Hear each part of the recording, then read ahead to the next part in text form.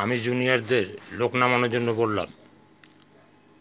জুনিয়রদের মধ্যে একটা ছেলে বলছে, স্যার আমাকে একটা লোক নামিয়ে দেবেন।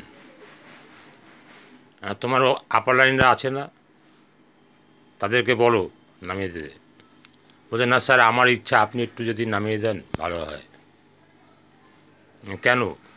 বলছে ছেলেটাকে ভয় লাগছে, বলতে গেলে ও একটু মস্তান টাইপের, তো ওকে বলতে গেলে ও যদি না নামে উল্টো পাল্টা হয়ে যায়।